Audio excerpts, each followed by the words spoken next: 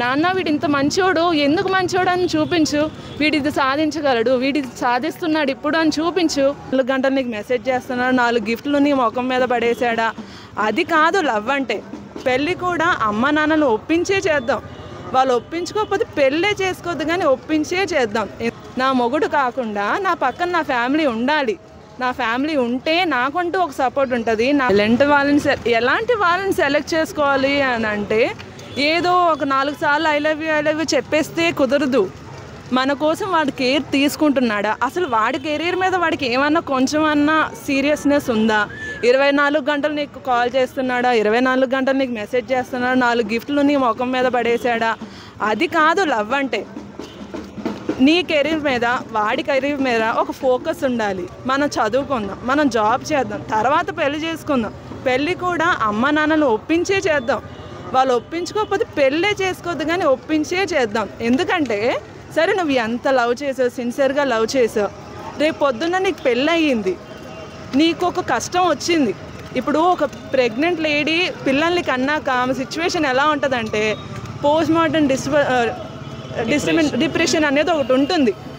ఒక 6 నెలలు అన్న తనకు ఒక తోడు ఉండాలి. నువ్వు నీ మొగుడు పక్కన కూర్చొని పిల్లల్ని నేను చూసుకోవాలి, అటు ఒక ఫ్యూచర్ ఉంది.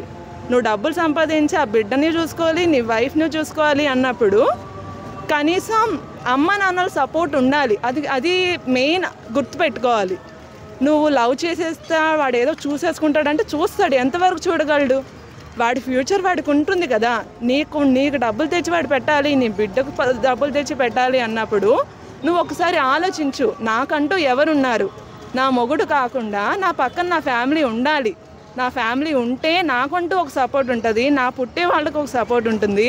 అట్లీస్ట్ ఆ పెద్ద అయ్యే వరకైనా కొడుకు కూతురు ఒక పెద్ద అయ్యే వరకైనా వాళ్ళకి ఒక సపోర్ట్ ఉండాలి. అంటే నువ్వు నీ ఫ్యామిలీని ఒప్పించుకునే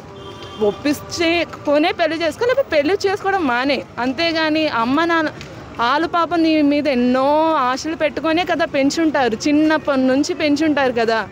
నీకు తిండి పెట్టి నీకు చదివించి నిన్ను ఎంతో ప్రేమగా చూసుకొని ఎంతోమందిని దాటుకొని నిన్ను ఇంత పెద్ద దాన్ని చేసినప్పుడు వాళ్ళు వద్దు అన్నప్పుడు ఎందుకు వద్దు అని ఆలోచించు. నాన్న వీడు ఇంత మంచోడు, ఎందుకు మంచోడు అని చూపించు, వీడిది సాధించగలడు, వీడిది సాధిస్తున్నాడు ఇప్పుడు అని చూపించు. నువ్వేం చేయగలవో చూపించు, నీకు ఒక దారి ఉందని చూపించు, వాడికి ఒక దారి ఉందని చూపించు. ఇలాగే ఎలాగో అయినా ఒప్పించు, లేదా పెళ్లి చేసుకోవడం మానే. అంతేగాని అమ్మ నాన్నలు దాటుకొని బతికేస్తాను అంటే నీ గ్రాసరీస్ బిల్లు కూడా నువ్వు కట్టుకోలేవు. అది జీవితం అనేది ఒక శూన్యంలో బతికేద్దాం అంటేనే వెళ్ళు అలా. లేకపోతే అమ్మ నాన్నల్ని ఎదిరించి పెళ్లి చేసేసుకుంటే ఏం ఉండదు అక్కడ.